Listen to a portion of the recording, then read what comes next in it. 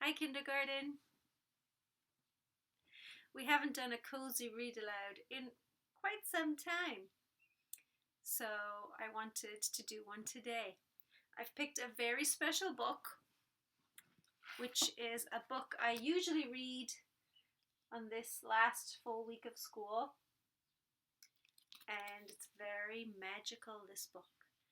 And it's the type of book that when I read it, you could hear a pin drop in the classroom. You could hear the clock ticking on the wall. That's the kind of book it is. But you know what? Because it's a special book, it felt a little bit strange reading it to just my computer. So I thought, you know what? I'm going to take out all the friends that I have to make it cozy and comfortable, and I'll read it to them. So you will notice I have an audience. Here's Horton. Here's Pete. Pete's wearing a mask because Pete is not allowed to copy me during this story. This is the type of story where if we were at school, I would say, hold your ideas until the end. And that's really hard for Pete to do. I have, this side. Do you know who this is? Do you remember? This is another friend from our classroom. So we've got Al and Sal, Mr. Mole, Grandma Mare, and of course, you are all up here on my door. So everybody is ready to listen to this story. It is called Velma, Gratch and the Way Cool Butterfly.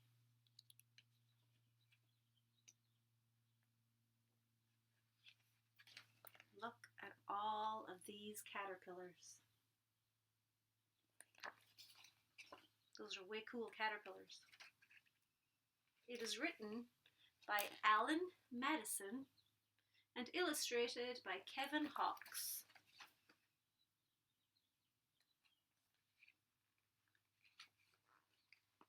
Velma Gratch, that's her, was the youngest of the three Gratch sisters. Frida, the oldest, had gone through first grade first, followed by Fiona, and now it was Velma's turn.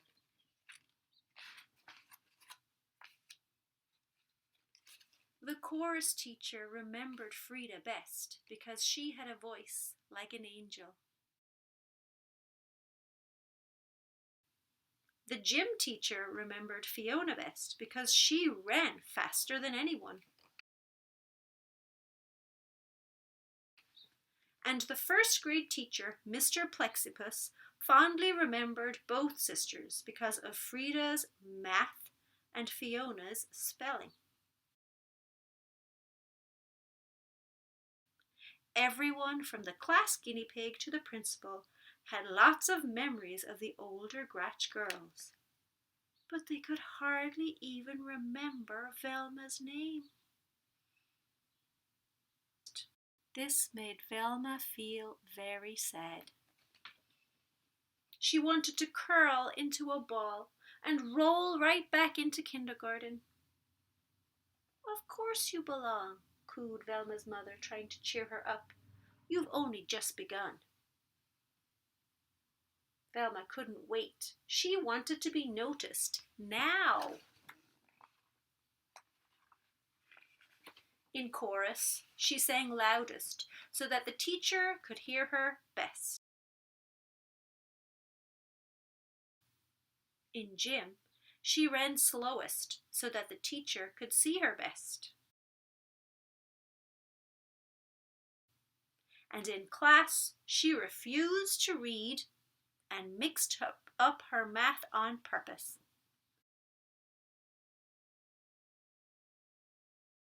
Mr. Plexipus lamented that she was the first Gratch sister ever sent to the principal's office, and this brought a small smile to Velma's lips.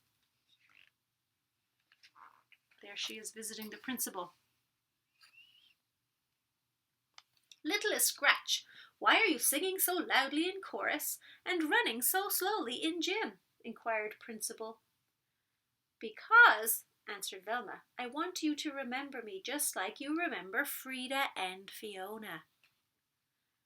The principal's eyes opened wide. "But, my dear, those Gratches are remembered for good things." Velva's small smile pretzel twisted into a full-blown frown.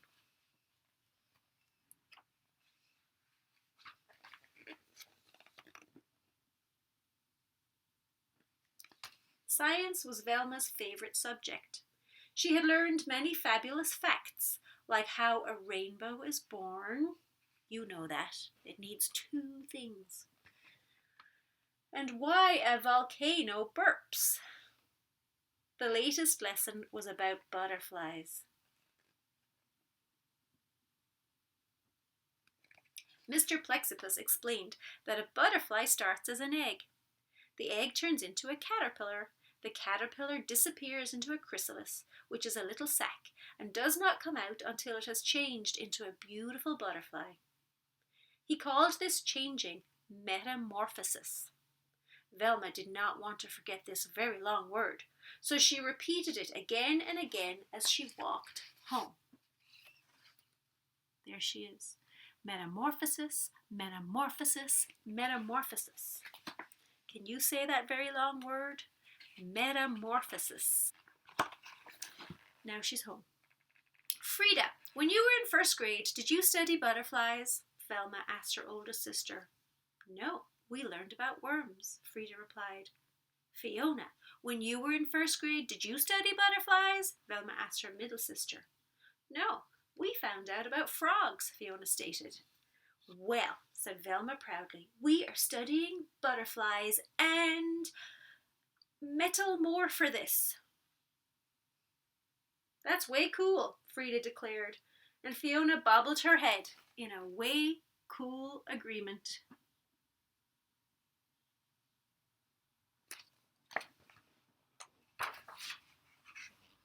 Velma read everything in the library about butterflies. She discovered that there are 20,000 different kinds, which was a lot. She adored the ones with colourful names: brown elfin, frosted flasher, sleepy orange, and the ones with funny names: comma, question mark, American snout, not to mention the ones with strange names: morpho, painted lady, gossamer wing. But her favourite butterfly of all was the orange and black monarch. When it got cold, all the monarchs would fly south to Mexico to stay warm. Velma thought this was an amazing coincidence, because last winter vacation she and her family had also flown south to Mexico to stay warm.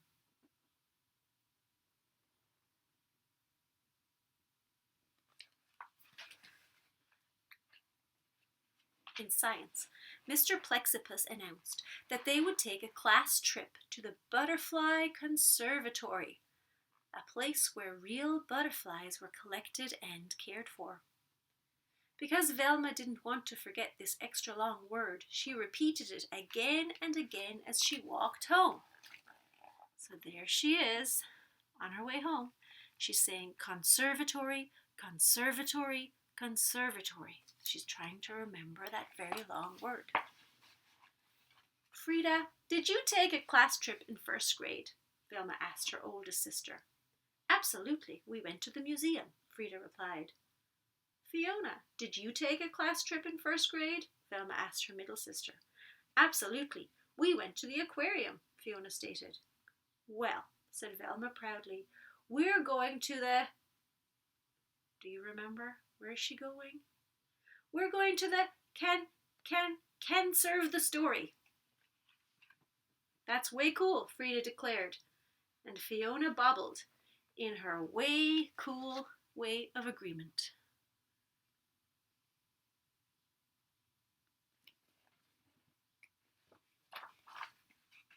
The Butterfly Conservatory was surrounded by fancy flower beds and bedecked with banners of butterflies.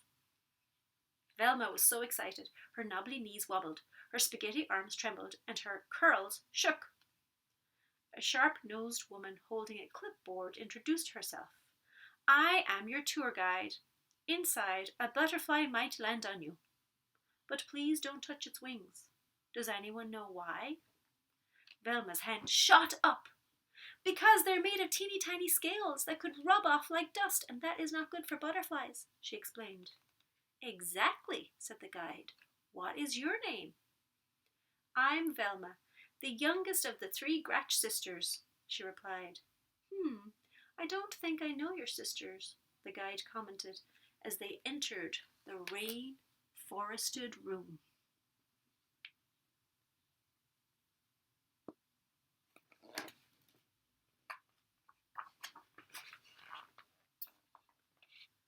It was a magical space, slathered in tall trees and tangled vines.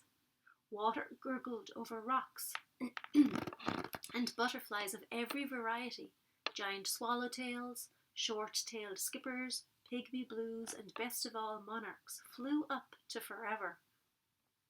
The guide explained that when it got colder in a couple of weeks, she would take the monarchs into the park and let them go free so that they could fly to Mexico. This traveling was called migration. Because Velma didn't want to forget this extra long word, she repeated it again and again as she walked through the rainforest. Migration, migration, migration. A gorgeous green comma rested on Randy's head. The class oohed.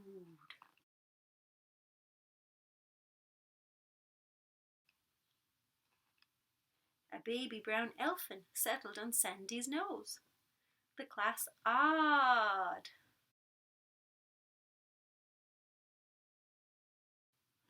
A bright blue morpho alighted on Andy's shoulder. The class gasped.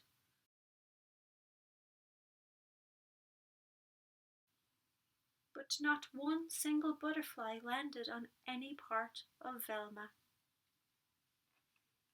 Time to leave, instructed Mr. Plexippus as they neared the exit. A tear formed in a distant corner of Velma's eye. All she wanted was one single tingly touch of a butterfly. On a nearby branch sat a most lovely monarch. How she yearned to pet those velvety wings. She moved slowly. There she is. The class was leaving. One more inch. It was so pretty. She froze. If she touched its wings, it might. Velma couldn't do it. She couldn't hurt a butterfly. Come on now, Velma, we have to go. Sadly, Velma turned away. And at that very moment, the most marvelous thing happened. Can you guess? What do you think is going to happen?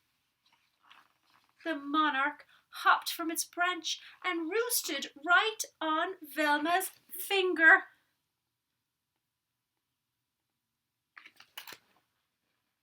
Delicate wings slowly folding, antennae twitching, weightless and wondrous the insect sat. Velma was in heaven.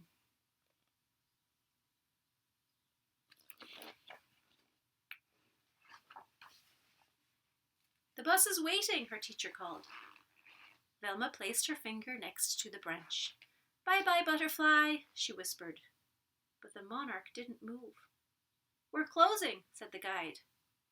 Velma lightly blew on the butterfly. It didn't budge. Without ever touching the butterfly's wings, everyone tried to get the monarch to fly, crawl, or walk off Velma's finger. But nothing worked. At last, Velma was told to leave with the butterfly still perched on her finger. Look.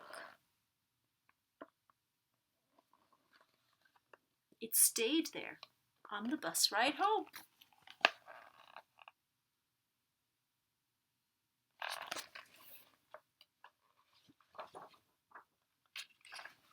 It stayed there when she slept and was still there when she awoke.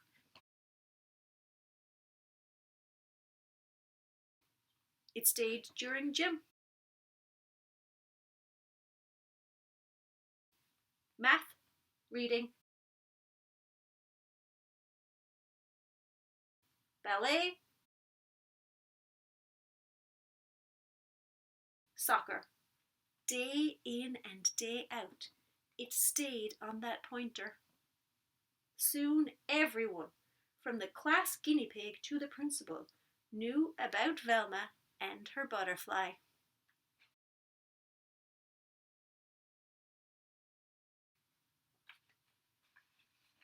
Mr. Plexippus lamented that Velma was positively the first Gratch ever sent to the principal's office twice. This stuck an oversized frown on Velma's face. Velma, Principal crossly demanded, it's time for the butterfly to go. Oh, I've tried to get it to go, Velma moaned, but it just won't. Well, no one will ever forget this, the principal fumed. Velma's frown pretzel twisted into a small smile. Hey, I know what to do, she proclaimed. My Grayson! My Grayson? What on earth does she mean? Velma paraded Principal Crossley, Mr. Plexippus, her class, Frida, and Fiona to the park. Car horns honked. People yelled. But despite all the commotion, the monarch did not move.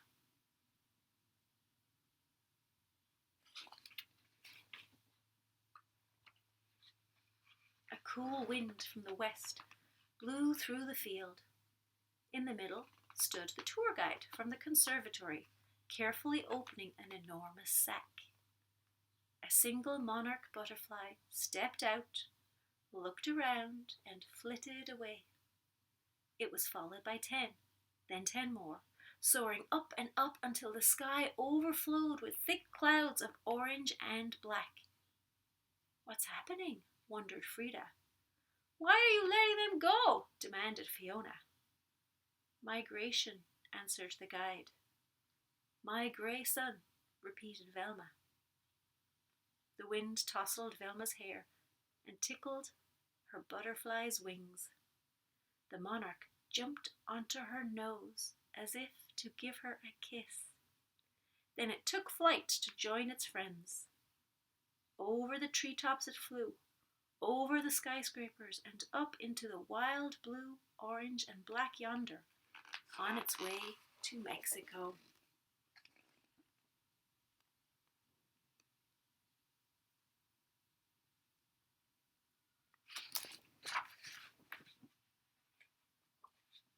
Velma, shouted Principal crossly, and every eye turned to her. Oh no, fretted Velma, sure that she was about to become the only Gratch sister ever sent to the principal's office 3 times.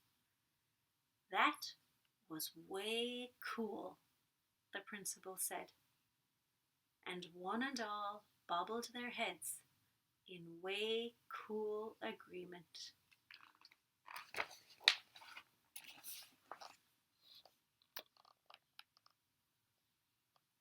Then, with her fine finger where the monarch had sat still a tingle, Velma followed, by her 2 sisters, and floated home.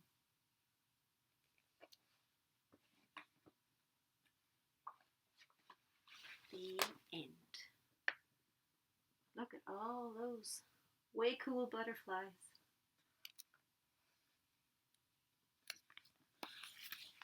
I hope you enjoyed that story, kindergarten, as much as I enjoy reading it.